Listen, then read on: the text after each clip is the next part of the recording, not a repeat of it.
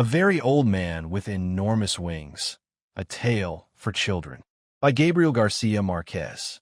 On the third day of rain, they had killed so many crabs inside the house that Pelayo had to cross his drenched courtyard and throw them into the sea, because the newborn child had a temperature all night, and they thought it was due to the stench. The world had been sad since Tuesday. Sea and sky were a single ash-gray thing, and the sands of the beach, which on March nights glimmered like powdered light, had become a stew of mud and rotten shellfish. The light was so weak at noon that when Pelayo was coming back to the house after throwing away the crabs, it was hard for him to see what it was that was moving and groaning in the rear of the courtyard. He had to go very close to see that it was an old man, a very old man, lying face down in the mud, who, in spite of his tremendous efforts, couldn't get up, impeded by his enormous wings. Frightened by that nightmare, Pelayo ran to get Elisenda, his wife, who was putting compresses on the sick child, and he took her to the rear of the courtyard. They both looked at the fallen body with a mute stupor. He was dressed like a rag picker. There were only a few faded hairs left on his bald skull and very few teeth in his mouth, and his pitiful condition of a drenched great-grandfather took away any sense of grandeur he might have had. His huge buzzard wings, dirty and half-plucked, were forever entangled in the mud. They looked at him so long and so closely that Pelayo and Elisenda very soon overcame their surprise and in the end found him familiar. Then they dared speak to him, and he answered in an incomprehensible dialect with a strong sailor's voice. That was how they skipped over the inconvenience of the wings, and quite intelligently concluded that he was a lonely castaway from some foreign ship wrecked by the storm. And yet, they called in a neighbor woman who knew everything about life and death to see him, and all she needed was one look to show them their mistake. "He's an angel," she told them. "He must have been coming for the child, but the poor fellow is so old that the rain knocked him down." On the following day, everyone knew that a flesh-and-blood angel was held captive in Pelayo's house. Against the judgment of the wise neighbor woman, for whom angels in those times were the fugitive survivors of a spiritual conspiracy, they did not have the heart to club him to death. Pelayo watched over him all afternoon from the kitchen, armed with his bailiff's club, and before going to bed he dragged him out of the mud and locked him up with the hens in the wire chicken coop. In the middle of the night, when the rain stopped, Pelayo and Elisenda were still killing crabs. A short time afterward, the child woke up without a fever and with a desire to eat. Then they felt magnanimous and decided to put the angel on a raft with fresh water and provisions for 3 days and leave him to his fate on the high seas. But when they went out into the courtyard with the first light of dawn, they found the whole neighborhood in front of the chicken coop having fun with the angel, without the slightest reverence, tossing him things to eat through the openings in the wire, as if weren't a supernatural creature, but a circus animal. Father Gonzaga arrived before 7 o'clock, alarmed at the strange news. By that time, onlookers less frivolous than those at dawn had already arrived, and they were making all kinds of conjectures concerning the captive's future. The simplest among them thought that he should be named mayor of the world. Others of sterner mind felt that he should be promoted to the rank of 5-star general in order to win all wars. Some visionaries hoped that he could be put to stud in order to implant the earth a race of winged wise men who could take charge of the universe. But Father Gonzaga, before becoming a priest, had been a robust woodcutter. Standing by the wire, he reviewed his catechism in an instant and asked them to open the door so that he could take a close look at that pitiful man who looked more like a huge, decrepit hen among the fascinated chickens. He was lying in the corner, drying his open wings in the sunlight among the fruit peels and breakfast leftovers that the early risers had thrown him. Alien to the impertinences of the world, he only lifted his antiquarian eyes and murmured something in his dialect when Father Gonzaga went into the chicken coop and said good morning to him in Latin. The parish priest had his first suspicion of an impostor when he saw that he did not understand the language of God or know how to greet his ministers. Then he noticed that seen close up he was much too human. He had an unbearable smell of the outdoors. The backside of his wings was strewn with parasites, and his main feathers had been mistreated by terrestrial winds, and nothing about him measured up to the proud dignity of angels. He came out of the chicken coop and in a brief sermon warned the curious against the risks of being ingenuous. He reminded them that the devil had the bad habit of making use of carnival tricks in order to confuse the unwary.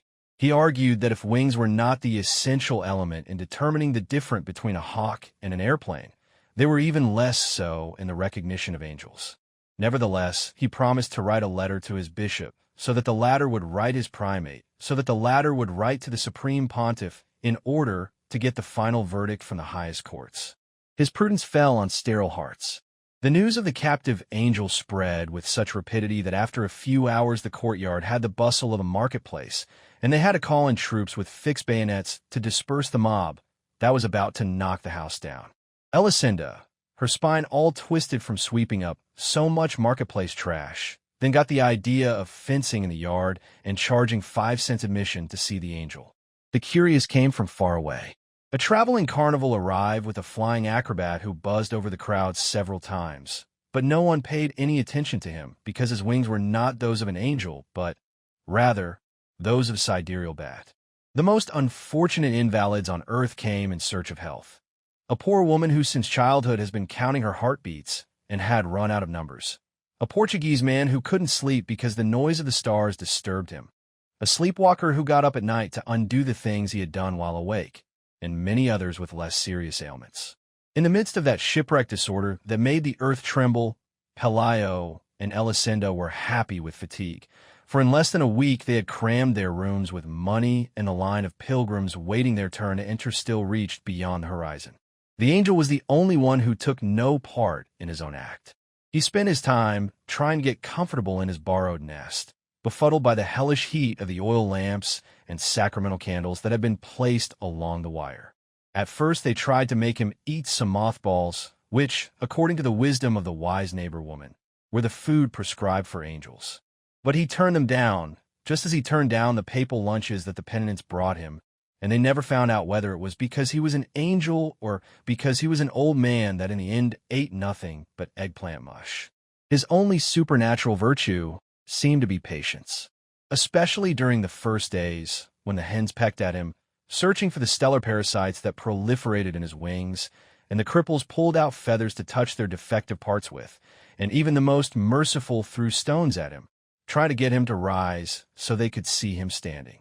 The only time they succeeded in arousing him was when they burned his side with an iron for branding steers, for he had been motionless for so many hours that they thought he was dead. He awoke with a start, ranting in his hermetic language and with tears in his eyes, and he flapped his wings a couple of times, which brought on a whirlwind of chicken dung and lunar dust and a gale of panic that did not seem to be of this world. Although many thought that his reaction had not been one of rage but of pain, from then on they were careful not to annoy him, because the majority understood that his passivity was not that of her taking his ease, but that of a cataclysm in repose. Father Gonzaga held back the crowd's frivolity with formulas of maidservant inspiration while awaiting the arrival of a final judgment on the nature of the captive.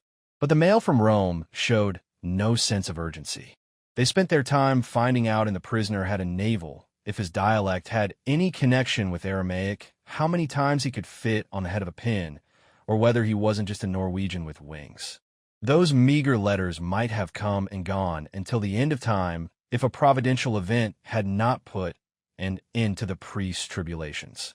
It so happened that during those days, among so many other carnival attractions, there arrived in the town the traveling show of the woman who had been changed into a spider for having disobeyed her parents.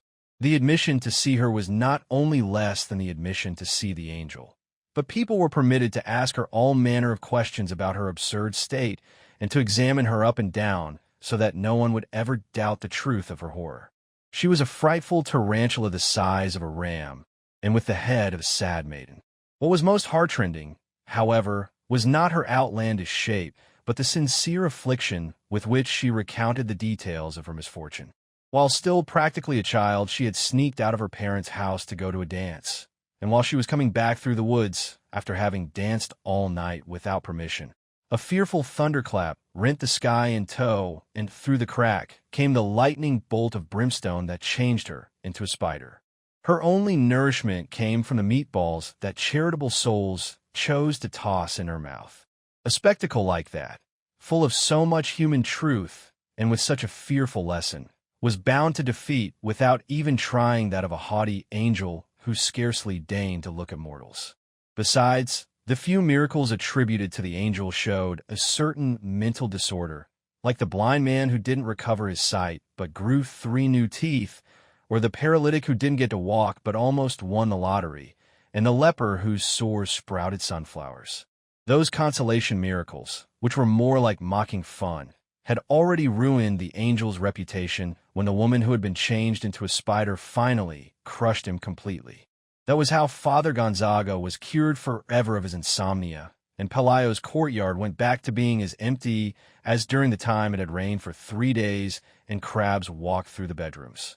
The owners of the house had no reason to lament. With the money they saved, they built a 2-story mansion with balconies and gardens and high netting so that crabs wouldn't get in during the winter, and with iron bars on the windows so that angels wouldn't get in. Pelayo also set up a rabbit warren close to town and have up his job as a bailiff for good, and Elisenda bought some satin pumps with high heels and many dresses of iridescent silk, the kind worn on Sunday by the most desirable women in those times. The chicken coop was the only thing that didn't receive any attention. If they washed it down with creolin and burned tears of myrrh inside it every so often, it was not in homage to the angel, but to drive away the dung-heap stench that still hung everywhere like a ghost and was turning the new house into an old one.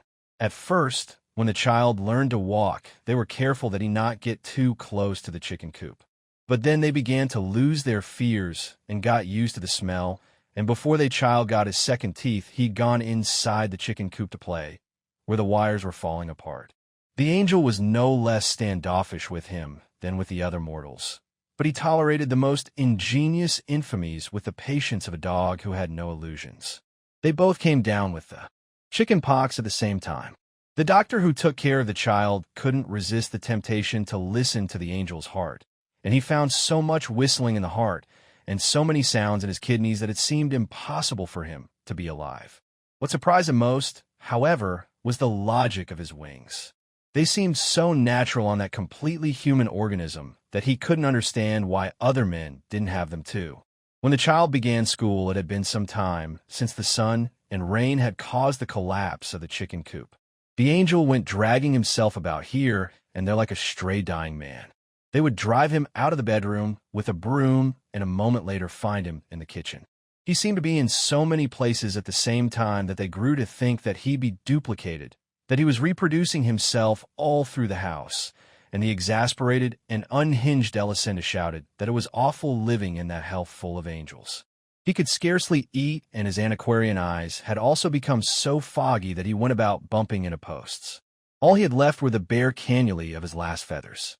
Pelayo threw a blanket over him and extended him the charity of letting him sleep in the shed, and only then did they notice that he had a temperature at night and was delirious with the tongue twisters of an old Norwegian. That was one of the few times they became alarmed, for they thought he was going to die, and not even the wise neighbor woman had been able to tell them what to do with dead angels. And yet he not only survived his worst winter, but seemed improved with the first sunny days. He remained motionless for several days in the farthest corner of the courtyard, where no one would see him, and at the beginning of December some large, stiff feathers began to grow on his wings, the feathers of a scarecrow, which looked more like another misfortune of decrepitude. But he must have known the reason for those changes, for he was quite careful that no one should notice them, that no one should hear the sea chanties that he sometimes sang under the stars. One morning Elisenda was cutting some bunches of onions for lunch when a wind that seemed to come from the high seas blew into the kitchen. Then she went to the window and caught the angel in his first attempts at flight. They were so clumsy that his fingernails opened a furrow in the vegetable patch, and he was on the point of knocking the shed down with the ungainly flapping that slipped on the light and couldn't get a grip on the air. But he did manage to gain altitude. Elisenda let out a sigh of relief for herself and for him when she watched him pass over the last houses, holding himself up in some way with the risky flapping of a senile vulture. She kept watching him even when she was through cutting the onions, and she kept on watching until it was no longer possible for her to see him, because then he was no longer an annoyance in her life, but an imaginary dot on the horizon of the sea.